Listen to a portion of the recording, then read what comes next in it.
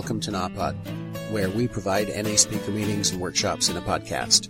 We are an ad-free podcast, and if you enjoy listening, please help us to be self-supporting by visiting napod.xyz, look for the donate link, and drop $1 or $2 in the virtual basket. If you're also in AA or have friends that are, please tell them about our other podcast, Sobercast. Sobercast features AA speakers and workshops in the same format as NAPOD. We upload a new speaker every day, and it's easy to subscribe by searching for Sobercast, that's 2 words, on any podcast player app, or go to Sobercast.com. Enjoy the podcast, and thanks for listening.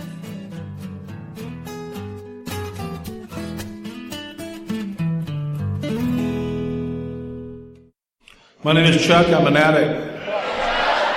Can you hear me back there?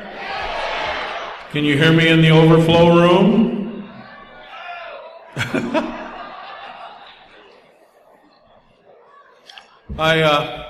I want to start by thanking the committee for asking me to come and share. Oops, am I too loud? Nope. Okay, there we go. Okay, it's such a privilege to be able to come to this convention and to share here. Aside from it being, the place where it all began for Narcotics Anonymous, it's also where it all began for me. Although I live in Las Vegas, I got clean in Southern California, I got clean in the San Fernando Valley. And it was a much different fellowship back then. I was watching all the young people who came up for under 30 days, and I was thinking that the fellowship here in Southern California wasn't as large as that entire group back then. And there wasn't even a Narcotics Anonymous meeting every night of the week in the San Fernando Valley. And that made it necessary for us to do things differently than I think happens now. One of the things that we had to do is we had to be very dependent upon one another, and we couldn't allow petty disagreements and squamishes or skirmishes over literature or any of that stuff get in the way of us, because we depended so much on one another to be able to have recovery. And people got in cars and they drove long distances to meetings. I was so privileged to have gotten clean in Southern California when I did, because I had an opportunity to meet the people that were the founders of Narcotics Anonymous. And I was taught by those people the principles of our program of recovery. My sponsor, my first sponsor, who ironically is now my sponsor again, Chuck G. A lot of you people here, I'm sure, know him. And he was sponsored by Jimmy K. And I was in a recovery house in North Hollywood. I think it's still there. And we used to, on Monday, go over to Jimmy's house, and we would wrap up packages of literature that were being sent to different places around the world. And I learned so much from those two men, just sitting and listening to them talk. I want to thank Jesse so much for your talk last night and for the attention you paid to our predecessors. Because the fact of the matter is there are predecessors in all different fellowships all over the world. There are people who were there sitting in the room by themselves with a coffee pot, hoping against hope that somebody would come. But there was a very special beginning here, because this is really where it all began. I want to take a moment just to acknowledge my previous sponsor, and I've had a total of 3 sponsors, one of them twice, and then 2 in between. And my last sponsor is, I had him for 16 years. He's currently in the hospital in Las Vegas, and he's fighting for his life. Many of you know him. His name is Bobby Raymar, and he's not doing well. And I guess I'm just asking everybody to remember him in your prayers.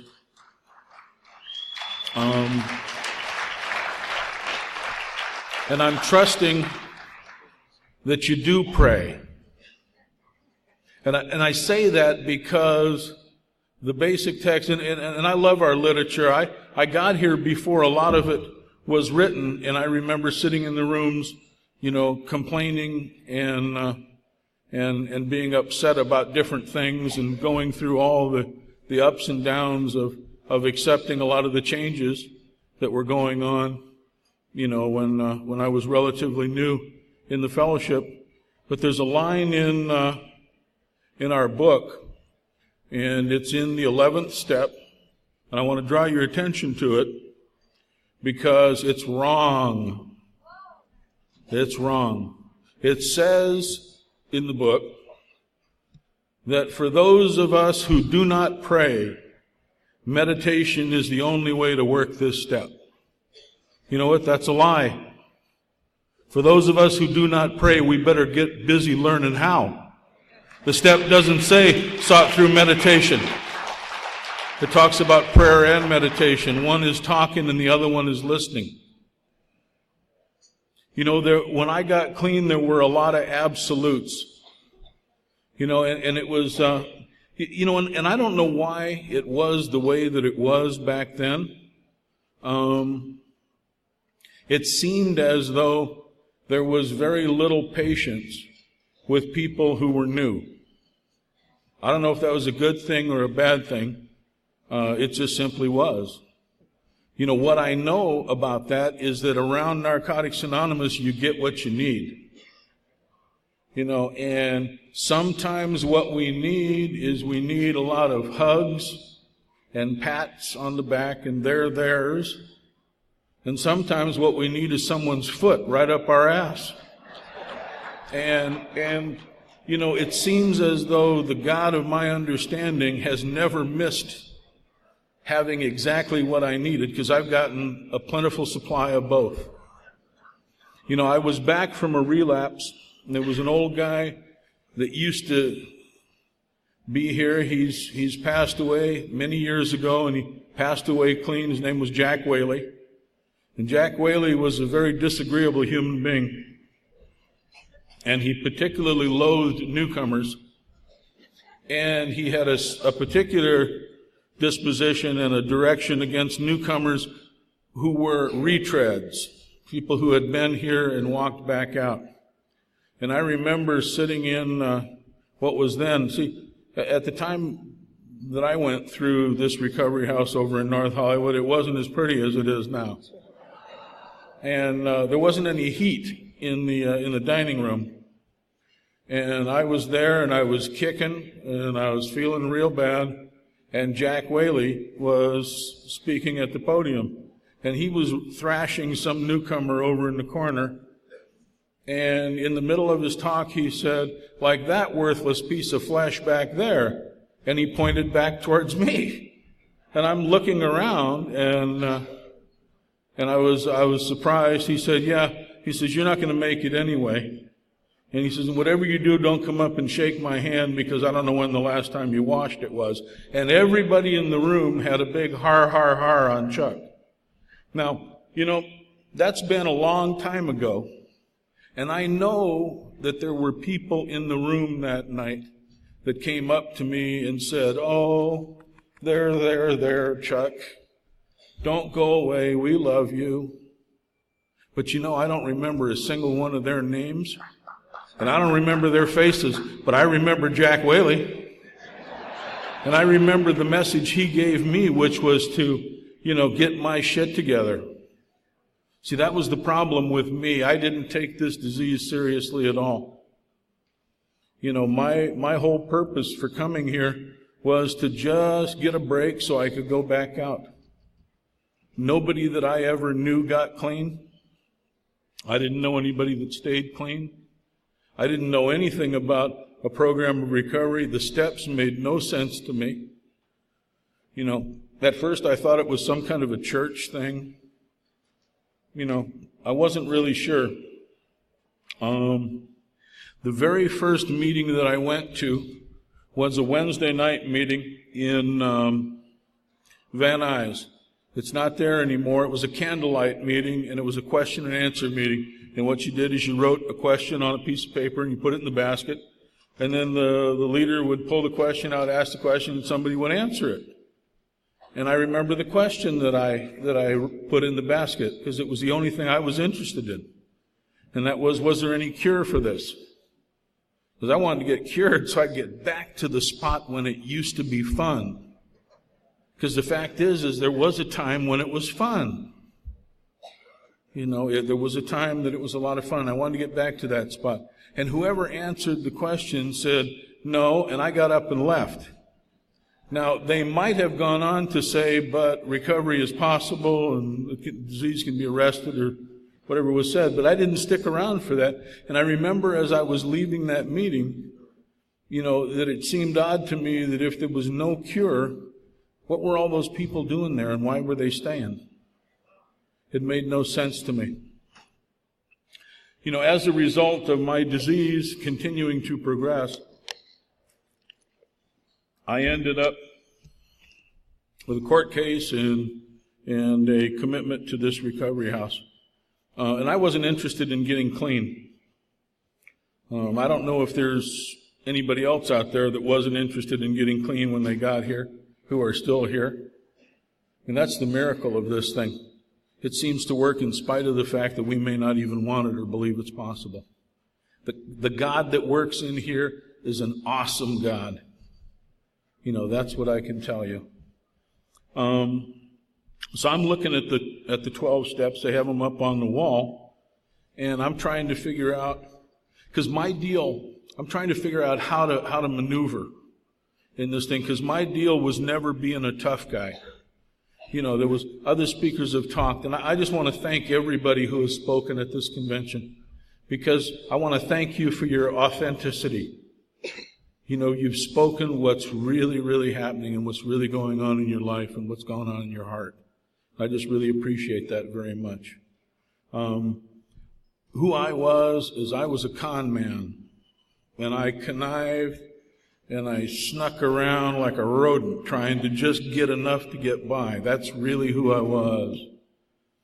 And so I was looking at these steps trying to figure out, okay, which is the one in there that makes sense?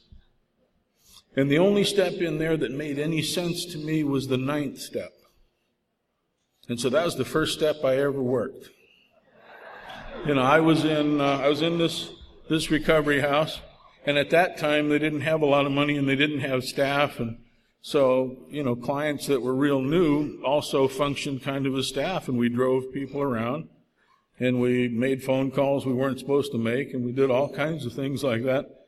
And I remember that step, and see, the reason why the 9th step was real important to me was because in my mind it said that you apologize.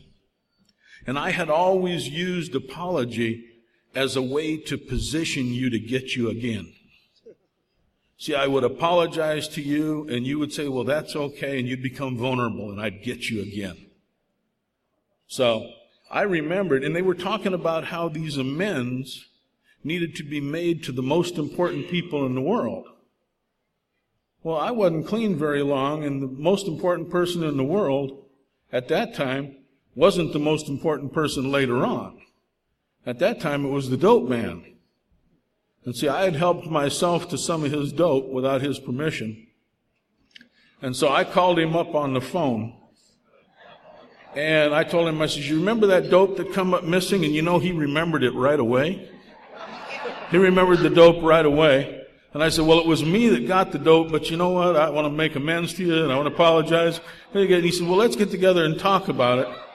Well, I came very, very close to being killed. And I managed to escape, and when I got back, I called my sponsor, and I said, you know, these steps don't work. And he said, what did you do? I said, well, you know, man, I was working the steps, and this guy almost killed me. And he said, what did you do? And I explained. He says, no, you don't do that. See, I had no understanding, and my motives weren't right either. I had no understanding that these steps are supposed to be worked in order. And that when you work the steps in order, what happens is there is a spiritual numbing that you get. I'm a parent, and that's why I use words like nummy and potty. Okay, so just bear with me if you hear that. There's a spiritual nummy that you get that allows you to move to the next one. All the tools, all the equipment, whatever you need to do in the next step is provided in the one right before it.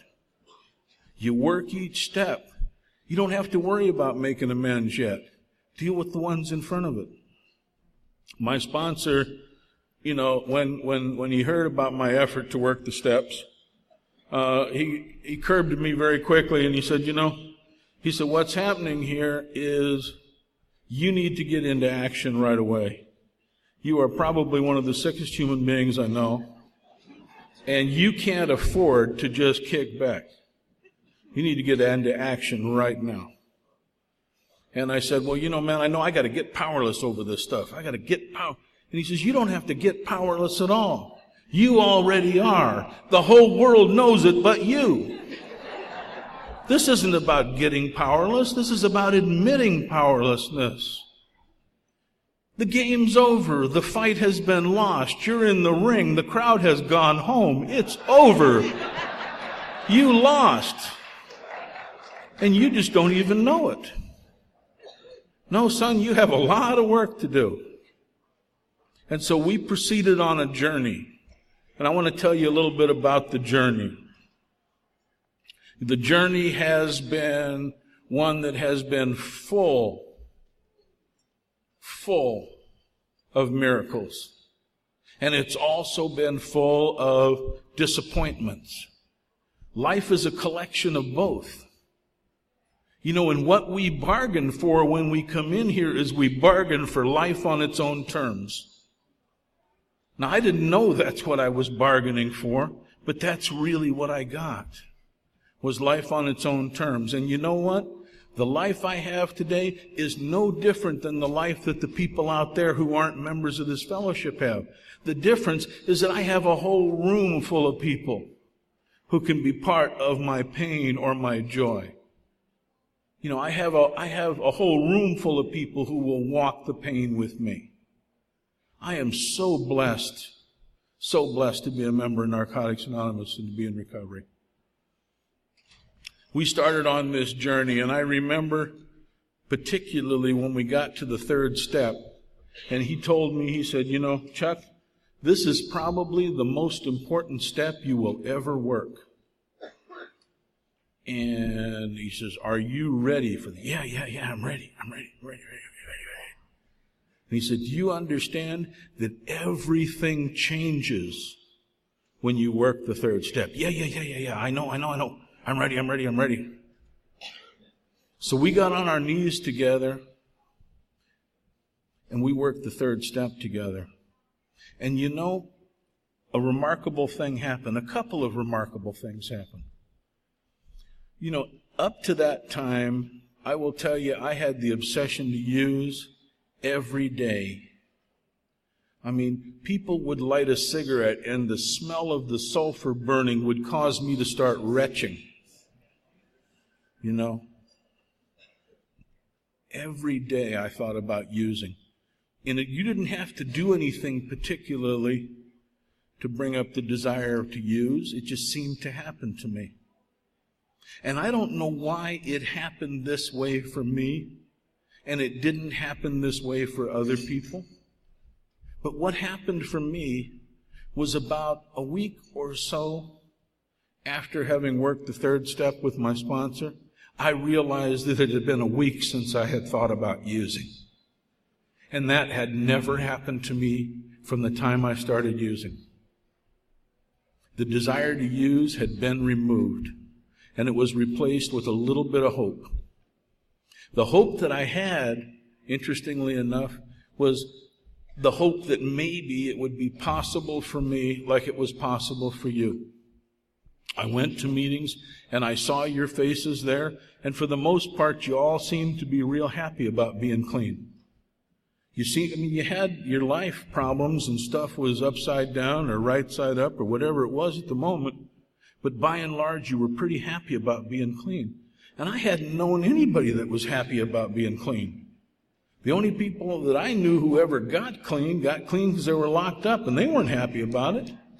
Or they didn't have no money, or the dope man was out, and nobody was happy about that. So I didn't understand how that could be possible, how your lives could be filled with joy. But I just pressed on, and I just stayed with this, and my sponsor worked with me on the steps. And writing the inventory was really, really weird, because the people that I thought would be on that inventory weren't. And the people that were on that inventory and that were part of my fifth step were things that I carried a tremendous amount of shame about.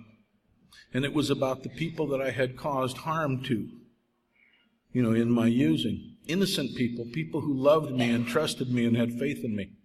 And I took advantage of that and used it. And I didn't want to, but it just was the thing that had to happen. It just was too weird. And as I moved on through the steps, and I identified this thing and actually had a legitimate list of amends that needed to be made, there was this old guy that used to manage the apartment building where my mother lived, and his name was Mr. Adams. And Mr. Adams just absolutely adored his Toro lawnmower. And, what used to happen is I used to steal his Toro lawnmower and trade it for dope. And so I went back to Mr. Adams and I told him what had happened. And I replaced his lawnmower. And then I went out and used again. And started to use again. And I remembered Mr. Adams' lawnmower. And I went back and I got it again. And then when I arrived back to the program of recovery, and it came time for that amends again, I was, going to go back to Mr. Adams and replace the lawnmower. And I knocked at the door, and I said, Mr. Adams, I said, do you remember the lawnmower? And he remembered the lawnmower too. And he said, no, you keep it. I don't want it, just leave me alone. And I remember feeling really indignant about it. And I went to my sponsor and I said, I was going to replace the guy's lawnmower, man, and he just ran me off. And he said, sometimes, he said, you didn't talk to me about going to see Mr. Adams a second time, did you? And no, I hadn't talked to him, but I said, sometimes you need to leave people alone. That's the best amends you can make to him. He sees you and he thinks about the next lawnmower that's going to be gone. Leave him alone. You want to do him a favor? Make his day? Leave him alone. There are amends that we can make, and there are some that we can't, and some we shouldn't. And that was one of the things that he taught me here. And he taught me about prayer. And he taught me about developing a relationship with a power greater than myself. And I'm going to tell you, the 12 steps are about a roadmap to a relationship with a power greater than yourself. I don't know who your God is. I know who my God is. And that's been a process. As a matter of fact, it's gone full circle. That's how I've gotten to the God of my understanding. But I didn't have a whole lot of faith, I didn't think. And I didn't understand grace. I didn't understand what an unmerited gift was. See, and that's what we have here. We have an unmerited gift. You can't buy this. You can't earn this. This isn't reserved for the sickest of the sick or the one that just barely got the disease active in him. If it was, there's many, many people who would be here today before me. That's not the case.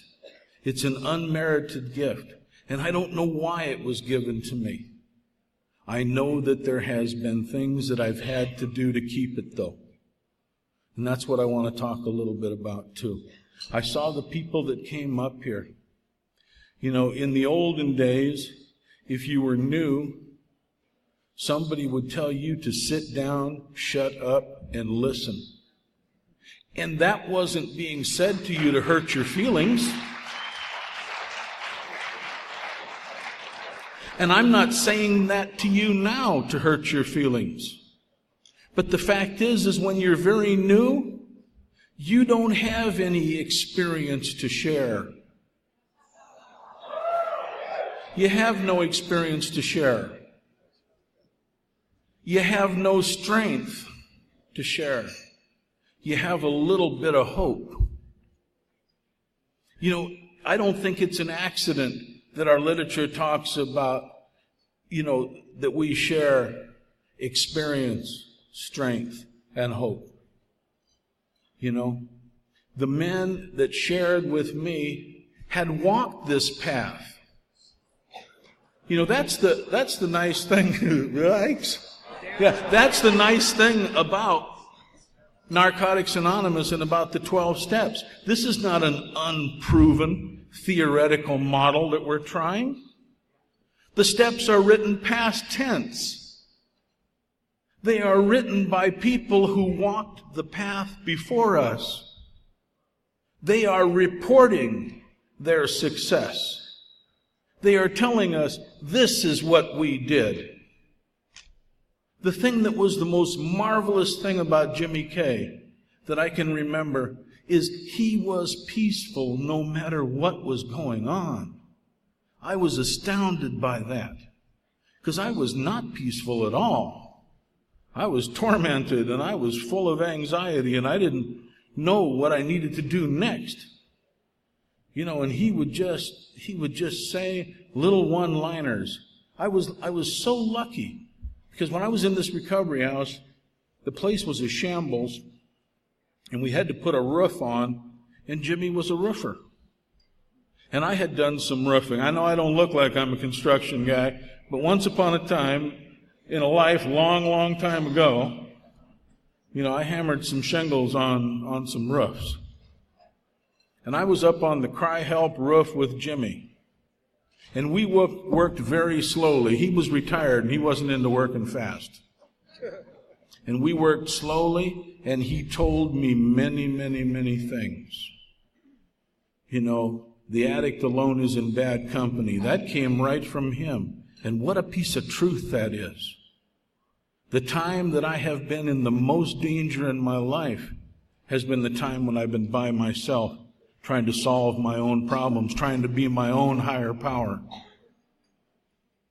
You know, I left Southern California and I moved to Arizona. And when I moved to Arizona, at the time I was the person there with the most time clean. And this is a message to those of us in the room right now who've been clean for a while, and maybe who have the most time clean in your meeting or in your area. I got into this deal. My first marriage was falling completely apart. You know, my first wife had been diagnosed with breast cancer. It was in remission. You know, I wanted to stay and I wanted to go, and I was just all spun up. And I didn't know the right thing to do. That's a lie. I did know the right thing to do. I didn't have the courage to do it. I didn't have the courage to do it. And I didn't have people to tell me the truth. See, I was the old timer in the room. And people would say to me, well, Chuck, how are you doing? And I'd say, you know, I am doing jam up and jelly tight. You know, stuff is really good, man. Thank you for asking. Everything is cool. And they'd put me up on the pedestal, and I loved it up there. It was great being up on the pedestal. The problem with being up on the pedestal is there's only room for you up there. There's no room for God up there. There's no room for other addicts up there. And things were going down fast. I was becoming more and more desperate. And I had no place to go with this that I could see. But that's because I was the addict alone who was in bad company. See? And so I'm sitting in my apartment. By now my wife and myself have split up. And I'm sitting in my apartment, and I can't see any way out. And I didn't want to use again. It didn't work the last time I used. I was real certain it wasn't going to work again. But what really seemed to be an option was maybe taking my life. Now, I don't know if any of you in recovery have ever thought about taking your life, but it gets real serious when you get to that spot. And I had no place to go with it that I could see. You know, I had already taken that spot up on the pedestal. There was no room up there for anybody but me. I had already told everybody everything was okay. I certainly couldn't go back now and tell them it wasn't. You know, what would I look like? I would look like a fraud. And so I'm contemplating suicide. And I'm thinking, well, okay, maybe what I'm going to do is hang myself. And then I said, no, I can't really do that. And I mean, as bizarre as it sounds, this is the conversation that was going on right in my living room with me and nobody else. But I'm having a verbal conversation. I think I was out of my mind. You know, and I decided I couldn't hang myself because if you hang yourself, you mess your pants. And I didn't want to mess my pants.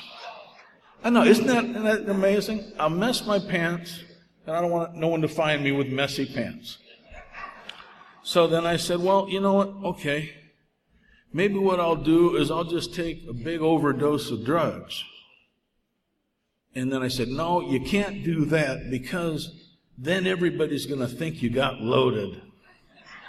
You know, and my ego wouldn't allow that to happen. And then I said, and what if it doesn't work and I got to come back as a newcomer? Oh, man, I can't do that. And then I said, you know what? I'm just going to shoot myself in the head. And I had a pistol, sitting on the coffee table right in front of me. And I would pick the pistol up, and I would put it in my mouth, and I would set the pistol down, because I really didn't want to die, but I could not see an option. The answers that I had learned here were gone. They were invisible. It was like smoke. It had just gone. By the grace of God, my phone rang. And it was my sponsor, someone who I hadn't been talking to about this. And something nudged him on the shoulder to call old Chuck up in Arizona. See, my sponsor lived here. And he said, how are you? And I fell completely apart. And I told him all that had happened. And I said to him, I have a responsibility to the new person in the room not to go back there with 12, 13, 14 years clean and tell him that my life is falling apart. What kind of a message of hope is that? This new person out there is looking at this guy who's been clean all this time, and he's in the toilet. I have a responsibility to the new person. And he said, you know what, man? You are so confused. Our message of hope and our promise of freedom is not that you get here and you never make a mistake again. It's not that you get here and nothing ever goes wrong. It is not that you get here and terrible tragedies don't happen in your life. That's not the message of hope and the promise of freedom. The message of hope and the promise of freedom is that in spite of mistakes, in spite of tragedies, in spite of lost loves, children dying, jobs going away, you don't use. That's the message of hope and the promise of freedom. He said, you see,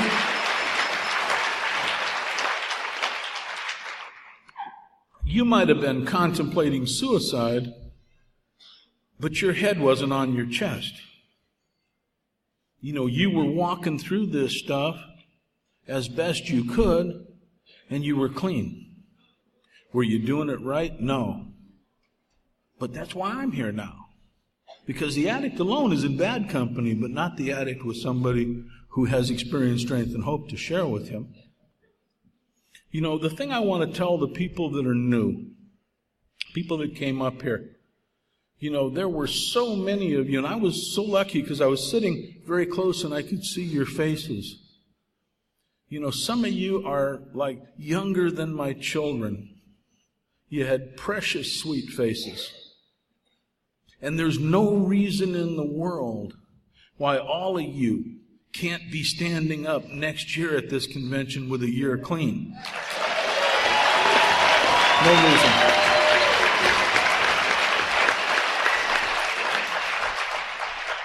You know, there's no like secret trap door that gets you past life on its own terms. There just isn't. You know, and the stuff that happens, we just have to walk through it. And we have to trust in a loving God and in our sponsors and in the people that are part of our support group and our groups to just hold our hands, hold us up as we walk through it. You know, there's going to be some tough times. I'm going to tell you what. It doesn't matter how long you're here. You know, whether you're here a short time or whether you've been here for many years. You know, stuff happens. You know, if you look around, I don't want to get all political, but you look around at the world right now, there's some messy stuff going on. There's people losing their houses and losing their jobs and don't have any money to speak of. We're not exempt from that. There's going to be a lot of us that are going to have those experiences. You know, the difference between us and them is we got a place to come with it. We got a place to talk with people. There's resources in rooms like this. You know, that's the thing. You know, there's solutions in here. You know, there's men and women who have walked through amazing, amazing trials. You know, there was a gentleman talking earlier today at the men's meeting, and he talked about being molested as a child. And you know what? He's not the only man in this room or woman in this room that that's happened to. And yet we cannot have those things prevent us from having the freedom that the program provides for us. You know, we just can't. And the good thing about the God that you're going to find here is that God takes away those things. You know, I'm going to tell you a piece of truth. Interestingly enough, I learned it on Dr. Phil. Now, what I was doing watching Dr. Phil, I don't really know. What I do for a living is I work with foster care kids, and I work in the home with them, and so I think Dr. Phil was on TV. And I was watching him one day, and Dr. Phil was talking about trauma. And he was talking about the men and women who fight overseas and come back with post-traumatic stress and the effect of trauma. And then he went on to talk about what happens to children who are exposed to trauma. And you know what? My ears went like this and my eyes got big because I'm that child that got exposed to trauma. You know, I'm 56 years old. I'm 32 years clean, and I had never heard this piece of news before, about a week or two ago. And what it did is it answered a question for me that I had been asking myself for a long time. Why is it when I watch certain movies or I'm exposed to certain situations that I respond different than other people do? Well, I found out why.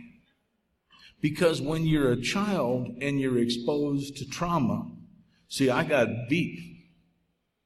I got beat in the foster home that I was in. And I got molested in the foster home that I was in.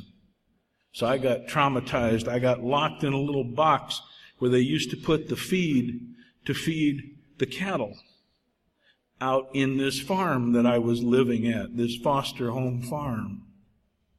And so I never could understand why I would have a reaction to certain things that I would watch on TV. And I would say to myself, for God's sakes, Chuck, you've been, that's 50 years ago that stuff happened to you. Why is this still affecting you? And the reason why it is because little children exposed to trauma, it goes right into their hard wiring.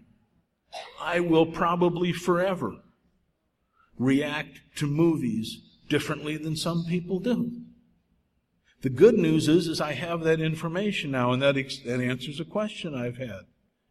The other thing is that in spite of that piece of information just arriving to me now, almost the entire time I've been in recovery, none of those experiences has dismantled me or prevented me from having freedom from active addiction. That's a loving God that works in this program. Takes away those things. Takes away that pain. Takes away those episodes so that they don't haunt. If you don't have a God that works 24 hours a day, 7 days a week for you, then you got the wrong God. I'm going to tell you what, my God, He does not own a wristwatch. He doesn't have a calendar because He's always on the job. Always on the job. I am so blessed. I was raised in a religious home. And in this religious home, I went to Roman Catholic school. And, in there, it seemed like if you even thought some of the things, let alone did some of the things that I did, you were in trouble. It was a God that kept a checklist. And He was laying in the cut. And I was in trouble. I had already struck out. And I wanted no part of that God. I wanted no part of the God of my youth. And I told everybody here earlier that my belief system has gone full circle. See, one of the things I'm going to tell you today, and I have told other people this, but I made a promise to myself that every time I spoke, that I would profess who I am to you all. I'm a Christian. Now, I don't tell you that to impress you or to depress you. Because I don't know that I'm the cookie cutter variety, because I have some kind of liberal beliefs. But that's who I am. That's where my belief system is. And you know what? That works really good for me. That's a God that has suited up and showed up for me. I don't know who your God is. If you don't have one, you gotta find one. You gotta find one.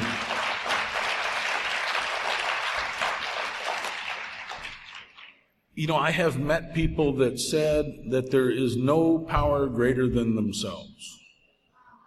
And they believe that. I don't know if you're here tonight, you who believe you are the higher power. If you don't think there's a power greater than you, we can tackle that one right now. It's real simple. Take off every stitch of clothing you have and get out on Hollywood Way. And within a few moments, a power greater than yourself will show up.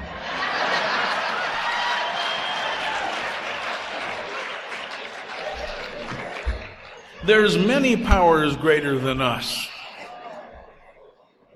Our literature tells us to find one that is loving. Find one that is loving. The last 3 years of my life have probably been the most challenging that I have gone through and have tested me in ways that I don't understand a lot of times. I was living in Arizona with my wife and my 2 sons, and I was making very good money. I had been working for this company for 10 years. I was making 6 figures. And in that part of Arizona, that's really good money. And an opportunity came for me to move to Las Vegas. And I kind of wanted to get away from this small town that I was in. I've missed Southern California since I moved from here, to be honest with you. Everything's here. And I was like in the middle of the desert by the Colorado River, and there's like nothing there except scorpions and like that. And so an opportunity came, and it was an opportunity to go to work with some people who I knew in recovery, and it sounded like a wonderful opportunity. And, I did the research, and the money was going to be right after a period of time, and it looked like it was just a God's will thing. My eldest son at the time had developed some health problems, and it was important that we be in a larger city anyway, and so it just really seemed like a God's will thing. And I look back at it now, and it absolutely was God's will, but for a different reason than I thought. See, I thought what was going to happen is I was going to come up there, and I was going to go to work for this organization, and I was going to be a huge success, and I was going to be making more money than I had made before, and I was going to be in Las Vegas, the entertainment capital of the world, and people would come to gamble and visit me, and it was going to be just terrific. And 5 months later, I'm no longer working. I got a mortgage. I can't work in the city of Las Vegas for 1 year as part of an agreement I signed when I left. And I was stricken with terror. I thought, what have you done? You've moved your family away from the security that they've had, and now you have no job, and you have no income, and you can't even work in this town, in your industry. What are you doing? Some ironic things were happening behind the scenes that I didn't know about. There was a dear man who's recently, a couple years ago, passed on from San Diego, and I know the guys in San Diego know Dr. Bob very well. Well, see, prior to me leaving the organization that I left in Las Vegas, I'd been trying to recruit Dr. Bob to come up and work weekends, 1 weekend a month, doing some medical director stuff. And he came up, and we spent a lot of time talking. Interestingly enough, we found that we had the same relationship with the God of our understanding. So a lot of things were really cool. But Bob turned me down. He said, I just don't want to travel that much. The irony was that 2 months after losing this job in Vegas, he calls me up and he says, I understand you might be looking for a job. And a whole new chapter opened in my life. The other thing that happened to me when the bottom fell out of that thing, that's when some of the difficulty began with my last sponsor, because my last sponsor was working for the same organization. It was a tremendously difficult time. Tremendously difficult time. As a result of all of that stuff, I ended up having to change sponsors after 16 years. I went back to the sponsor that I had first. The other thing that I did is I began pursuing my faith, stronger than I had ever pursued it before. I had many arguments with my pastor about why I needed to continue to claim to be an addict, because he didn't understand that. And I said, well, you know what? What makes you think that God's going to cure everybody right now? Just because he cleared you right now doesn't mean that my healing doesn't come one day at a time. The result is the same. The process is just different. So I started to pursue my faith stronger. I would advise everybody in here to work as hard as you possibly can on your relationship with the God of your understanding. Invest in it. Work on it. Develop that. That's what changes our life. It's that relationship. If God was unnecessary, He wouldn't be in the steps.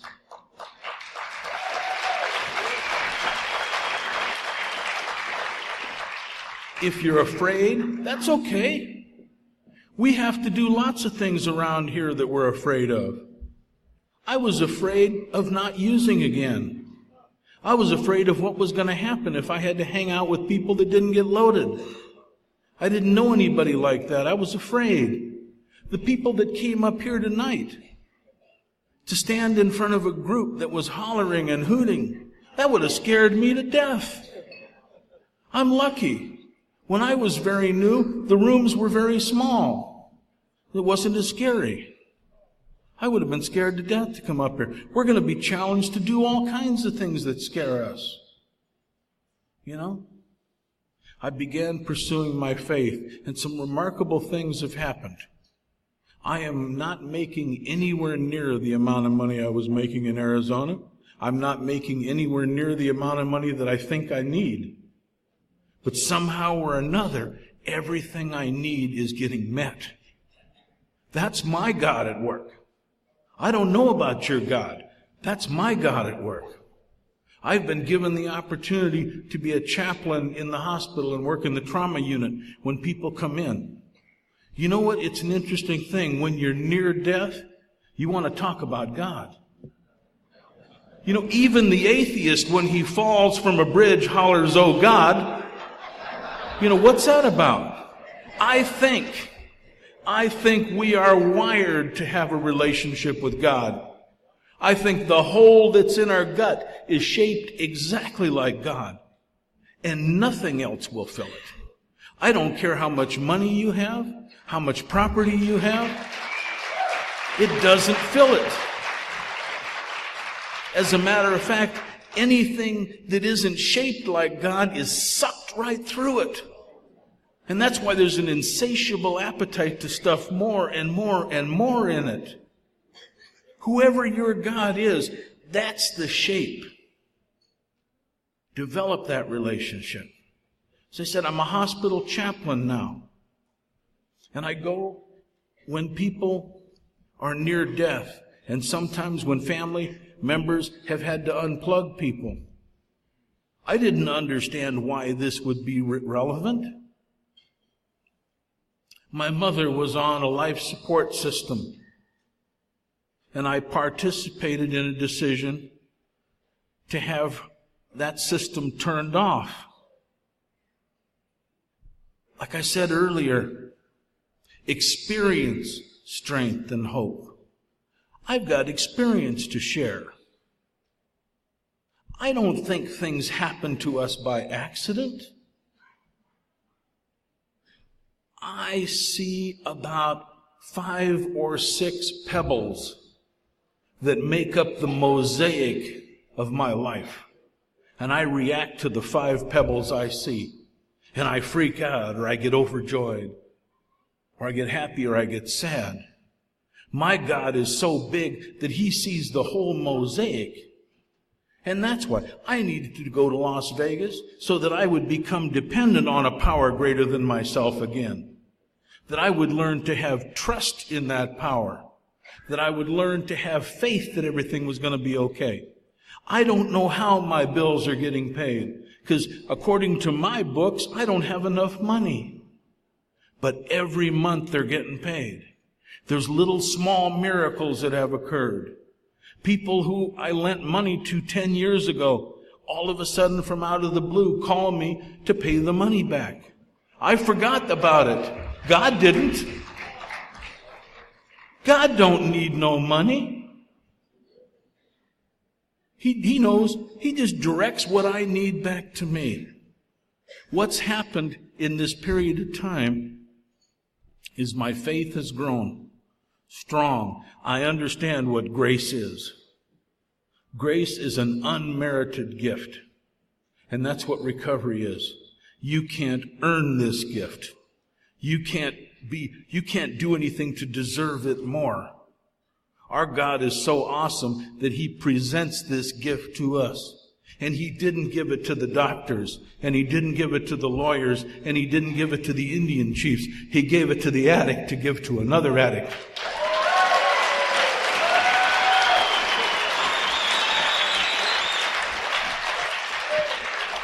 Now, I'm going to tell you what. My life is full. My life is full. You know, do I have concerns? You bet. But I have great faith. I don't walk in fear. You know, the stuff that's happened over the last 3 years, I can tell you 5 years ago, I would have been back thinking about the pistol. Something has happened in my life. What's happened in my life is my relationship with God has gotten stronger and more certain. And it's changed my life. You know, what I can tell you is if you're new, keep coming back. Don't use in between meetings if you can. Don't use. No matter what, don't use. Even if your ass falls off, don't use, because it's not going to make it grow back. You know, it's only going to make you feel worse about it being gone. You know,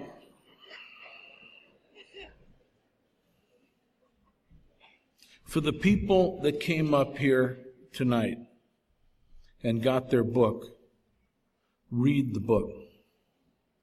Even if the book makes no sense, read it anyway. See? One of the things that happens around here is my God serves you. My God serves you. He will make it possible for you to understand what you need to understand. All of a sudden, you'll have awareness that you didn't have before. You'll be put in the room with people who will know exactly what you're feeling. Do you know that the feelings you have as somebody brand new, that everybody in the room who has been here longer than you has felt exactly that way? This is a room that is just full of resources for you. Take advantage of it. I'm going to make you a promise. And it's easy for me to make this promise. If you will go to a meeting every day for 90 days, sometime during that 90-day period, something will happen that will make it possible for you to stay here for the rest of your life, one day at a time.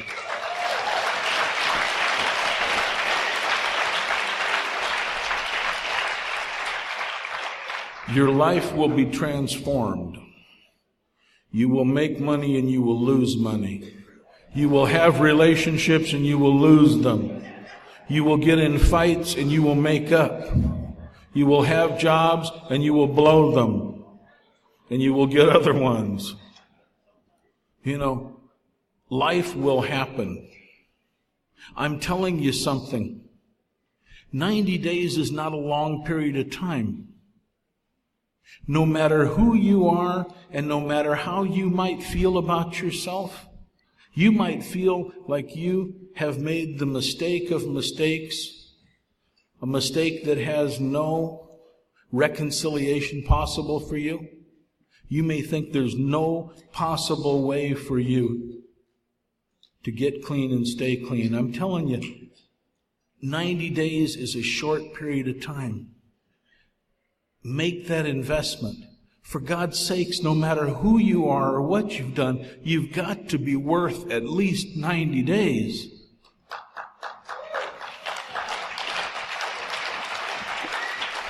If you make that investment, that 90 days, I'm promising you, and you may say, well, who are you to promise? I've been here for a little while.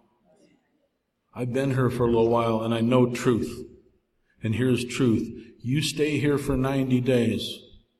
Something will happen that will allow you to stay here for the rest of your life.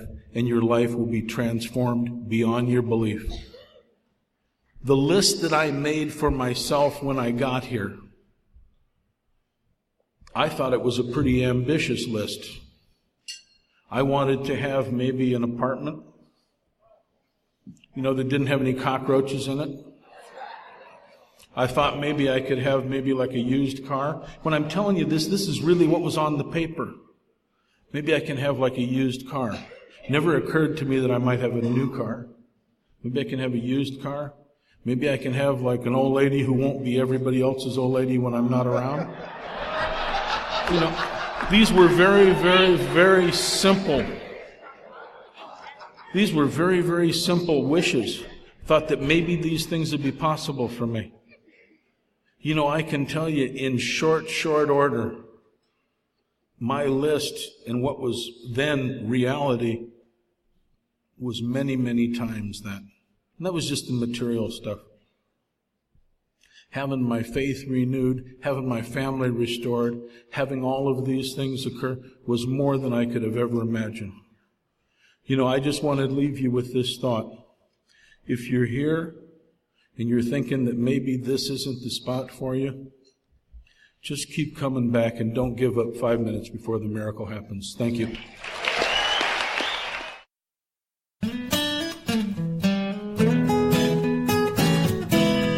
Thank you for listening. I hope you enjoyed the podcast. Please help us improve our ranking so others can find us by putting a review on Stitcher, iTunes, or your favorite podcast index. Nawpod is ad-free thanks to the folks supporting the show with $1 or more per month. If you enjoy listening, you can join them by going to nawpod.xyz and looking for the donate link. Thank you for listening. Have a great day.